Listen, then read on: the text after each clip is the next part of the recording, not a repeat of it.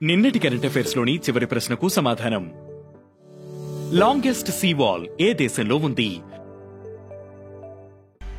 ప్రపంచంలోనే longest sea wall Saemangeum sea wall. ఇది దక్షిణ కొరియాలో ఉంది. 33 కిలోమీటర్ల వరకు ఉన్న ఈ వాల్ ఎల్ఓసి మాజీ సెమాంగ్యూమ్ ఎస్ట్యూరీని వేరు చేస్తుంది. 1991లో ఈ వాల్ నిర్మాణాన్ని మొదలుపెట్టగా 2010లో దీనిని ఓపెన్ చేశారు. ఇక మొదటిది సుప్రీంకోర్టు చీఫ్ జస్టిస్ గా బిఆర్ గవాయ్ నియామకం. సుప్రీంకోర్టు ప్రధాన న్యాయమూర్తిగా బిఆర్ గవాయ్ నియమితులయ్యారు. ప్రస్తుతం సీజేఐగా ఉన్న సంజీవ్ ఖన్నా మే 13న పదవీ విరమణ చేయనుండగా మే 14న గవాయ్ ప్రమాణ స్వీకారం చేయనున్నారు. జస్టిస్ కేజీ బాలకృష్ణన్ తర్వాత సీజేఐగా సేవలనందించనున్న రెండో దళితునిగా గవాయ్ రికార్డు నిలవనున్నారు. ఇక రెండవది national highways excellence award 2023.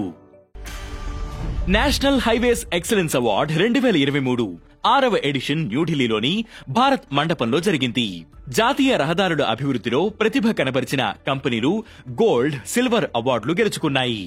Excellence in project management కేటగిరీలో HG infra engineering limited silver అవార్డును అందుకుంది.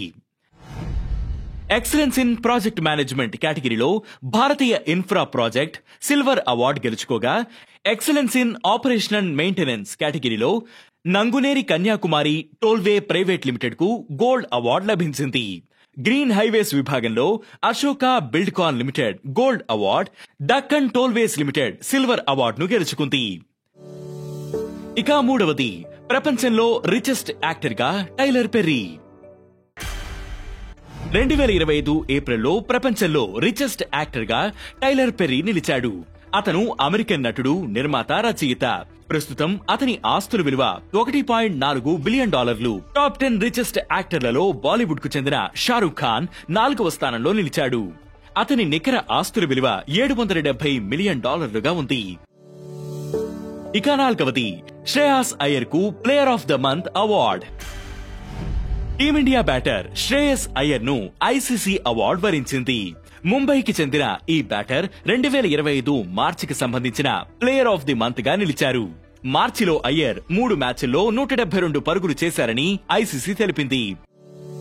ఇక ఐదవది Indian weight lifting commission chairperson గా మీరాబాయ్ చాను. టోక్యో ఒలింపిక్స్ విజేత వెయిట్ లిఫ్టర్ మీరాబాయ్ చానుకు కేంద్రం కీలక బాధ్యతలు అప్పగించింది. ఆమెను Indian weight lifting commission chairperson గా నియమిస్తూ ఉత్తర్వులు జారీ చేసింది. 4 ఏళ్ల పాటు ఆమె ఈ పదవిలో ఉండనున్నారు. మీరాబాయ్ చాను టోక్యో ఒలింపిక్స్ లో 49 కిలోల విభాగంలో రజత పథకాన్ని సాధించారు. 2017 ప్రపంచ ఛాంపియన్షిప్ లో 2018, 2022 కామన్వెల్త్ క్రీడల్లో గోల్డ్ మెడల్స్ గెలుచుకున్నారు.